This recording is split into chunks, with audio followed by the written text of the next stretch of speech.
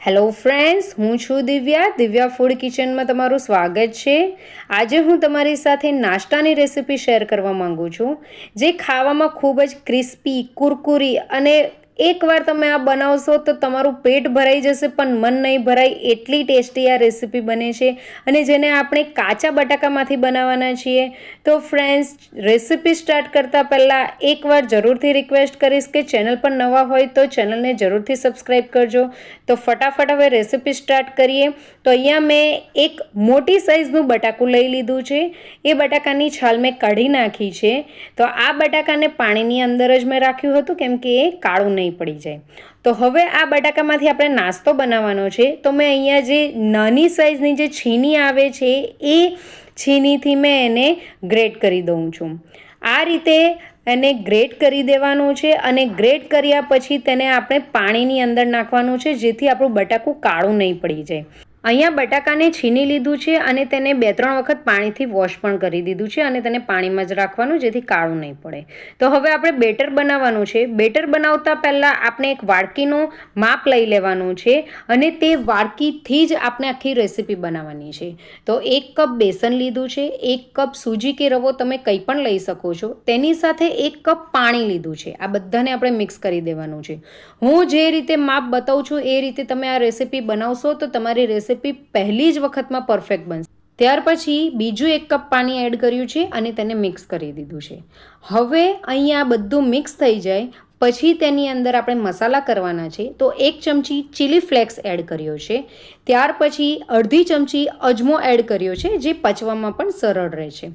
ત્યાર પછી અડધી ચમચી જેટલું હળદર એડ કરી છે। ત્યાર પછી તેની અંદર 1 ચમચી કસ્તુરી મેથી એડ કરી છે। કસ્તુરી મેથી જરૂરથી એડ કરજો, ટેસ્ટ ખૂબ જ સારો આવે છે। અડધી ચમચી જેટલો ગરમ મસાલો એડ કર્યો છે, અને ત્યાર પછી આ બધાને આપણે બરાબર મિક્સ કરી દેવાનું છે। અને મિક્સ કર્યા પછી તેની અંદર કોઈપણ જાતના ગાંઠા નહીં રહે તેનું ખાસ ધ્યાન રાખવાનું છે। ફ્રેન્ડ્સ, ખૂબ જ ક્રિસ્પી કુરકુરી આપણી રેસીપી બનશે, તો વિડીયોને એન્ડ સુધી જરૂરથી જોજો, વિડીયો સ્કીપ નહીં કરતા। ત્યાર પછી એની અંદર 1 કપ પાણી બીજું એડ કર્યું છે, અને ત્યાર પછી બીજું 1 કપ પાણી એડ કર્યું છે। તો ટોટલ અહીંયા મેં 4 કપ પાણી એડ કર્યું છે। આ બધું આપણે મિક્સ કરી દેવાનું છે। હવે હું તમને કહું છું કે પાણી મેં પાછળથી કેમ એડ નથી કર્યું અને અત્યારે કેમ એડ કર્યું। તો ફ્રેન્ડ્સ, હવે અહીંયા મેં થોડાક વેજીસ લીધા છે, શાકભાજી લીધા છે, જેને મેં ઝીણા સમારી લીધા છે। કાંદો, શિમલું, ટામેટું, ગાજરને ગ્રેટ કરી દીધી છે, અને કોથમીર, આ બધું આપણે આની અંદર એડ કરી દેવાનું છે।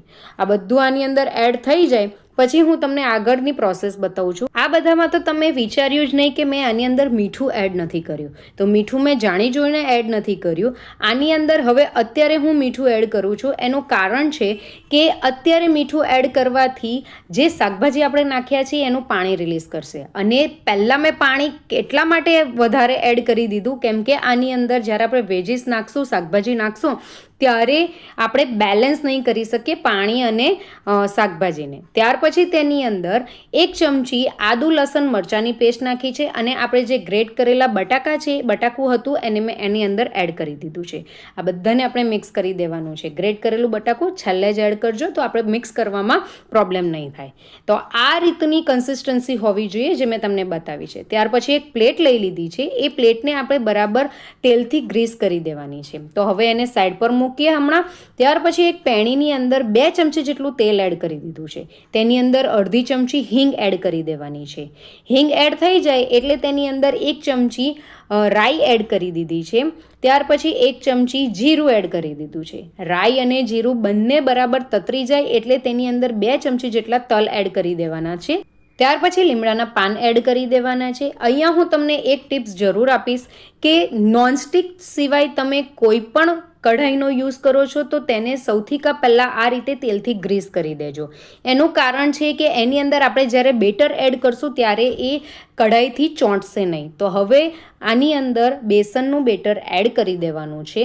એડ કર્યા પછી એને બરાબર મિક્સ કરી દેવાનું છે। અત્યારે તમને આ બેટર ઘણું ઢીલું લાગતું હશે, પણ જેમ જેમ તેને આપણે કૂક કરતા જશું તેમ તેમ આ બેટર ઘટ થતું જશે, અને આ બેટરને ત્યાર સુધી આપણે કૂક કરવાનું છે જ્યાર સુધી એ ઘટ નહીં થઈ જાય, અથવા તો એ આપણી કઢાઈની સપાટી છોડવા નહીં માંડે। તો તમે જોઈ શકો છો કે ધીમે ધીમે ઘટ પણ થવા માંડ્યું છે અને કઢાઈની સપાટી છોડવા પણ માંડ્યું છે। ત્યાર પછી આટલું જ તેની કન્સિસ્ટન્સી રાખવાની છે અને ત્યાર પછી આપણે જે ગ્રીસ કરેલી પ્લેટ છે એની અંદર આ બધા બેટરને આપણે એડ કરી દેવાનું છે. આ રીતનો જ્યારે તમે કરશો પ્રોસેસ ત્યારે આપણો નાસ્તો ખૂબ જ સરસ એવો રેડી થશે. તો આને હવે આપણે એક સરખું ફેલાઈ દેવાનું છે. એક સરખું ફેલાઈ ગયા પછી જો તબેથાની મદદથી જો આપણે નહીં ફાવતું હોય તો અહીંયા આપણે એક વાટકી લેવાની છે અને તેની ઉપર તેલ લગાવી દેવાનું છે અને વાટકીની મદદથી આપણે તેને એક સરખું કરી દેવાનું છે. એટલે આપણે ગરમ પણ નહીં લાગશે અને એ પરફેક્ટ રીતે સેટ પણ થઈ જશે. તો અહીંયા બેટર એક સરખું મેં કરી દીધું છે. ત્યાર પછી એને હવે 10થી 15 મિનિટ ઠંડુ થવા માટે છોડી દેવાનું છે. 10-15 મિનિટ પછી આ ઠંડુ થઈ ગયું છે તો હવે એના આપણે પીસીસ કરી દેવાના. ખૂબ જ ઇઝીલી અને ફટાફટ તેના પીસીસ થઈ જશે. અહીંયા મેં મીડિયમ સાઇઝના પીસ કર્યા છે. તમે નાની સાઇઝના પણ પીસીસ કરી શકો છો. અને આની અંદર આપણે આટલા બધા વેજીટેબલ્સ નાખ્યા છે છતાંય આ ફટાફટ પીસ થઈ જશે. તમે જોઈ શકો છો. તો અહીંયા મેં બધા જ પીસીસ કરી દીધા છે. તો હવે હું તમને એક પીસ કાઢીને બતાવું છું. ખૂબ જ ઇઝીલી નીકળી પણ જશે અને નીચે ચોંટશે પણ નહીં કેમ કે આપણે નીચે તેલ લગાવ્યું છે. ખૂબ જ સરસ એવો આપનો પીસ દેખાઈ રહ્યો છે. આને એમનેમ જ ખાવાની ઈચ્છા થાય છે પણ અહીંયા આપણે આને સેલો ફ્રાય કરવાના છે. તમારે આને ફ્રાય કરવું હોય તો તમે ફ્રાય પણ કરી શકો છો. તો અહીંયા મેં નોનસ્ટિક પેન લીધી છે. તો તમારી પાસે આ રીતની કોઈ પેન હોય તો તમે તે પણ લઈ શકો છો. તેની અંદર 6 ચમચી જેટલું મેં તેલ એડ કરી દીધું છે. તમારે ઓછું તેલ એડ કરવું હોય તો તમે તે પણ કરી શકો છો. તેની અંદર આપણે જે પીસ કર્યા હતા એ પીસીસ આની અંદર એડ કરી દેવાના છે. ફ્રેન્ડ્સ, અત્યાર સુધીનો વિડીયો તમને ગમ્યો હોય તો વિડીયોને જરૂરથી લાઇક કરજો. હવે એક સાઈડ ગોલ્ડન બ્રાઉન થાય ત્યાર સુધી તેને સેલો ફ્રાય કરી લેવાનું છે અને ત્યાર પછી તેને પલટાવી દેવાનું છે અને બીજી સાઈડ પણ એ જ રીતે તેને સેલો ફ્રાય કરી દેવાનું છે. તો મારે અહીંયા એક સાઈડ સેલો ફ્રાય થઈ ગયું છે તો હું એને પલટાવી દઉં છું. એ જ રીતે હવે બીજી સાઈડ પણ તેને સેલો ફ્રાય કરી લેવાનું છે અને આ રીતે જ બીજી સાઈડ પણ સેલો ફ્રાય થઈ જાય એટલે તેને કાઢી લેવાનું છે. તો અહીંયા હું તમને બતાવું છું કે ખૂબ જ ક્રિસ્પી, કુરકુરી અને તેની અંદર તેલ પણ નથી. તેલ પણ અહીંયા વધારે યુઝ નથી થયો અને એ તેલ પણ આની અંદર વધારે ચૂસાયું નથી. તમે જોઈ શકો છો જેટલું મેં તેલ નાખ્યું હતું તેટલું ને તેટલું જ રહ્યું છે. તો તમે ઓછા તેલમાં પણ આને ફક્ત એને શેકી પણ શકો છો અને તેને ફ્રાય પણ કરી શકો છો અથવા તો સેલો ફ્રાય પણ કરી શકો છો. તો અહીંયા હું એને સર્વિંગ પ્લેટમાં લઈ લઉં છું. જોતાં જ મોઢામાં પાણી આવી જાય તેવો આપણો કુરકુરો ક્રિસ્પી એવો નાસ્તો બનીને રેડી થયો છે. ફ્રેન્ડ્સ, આ નાસ્તો તમે એકવાર ખાશો તો તમારું પેટ ભરાઈ જશે પણ મન નહીં ભરાય એની મારી ગેરંટી છે.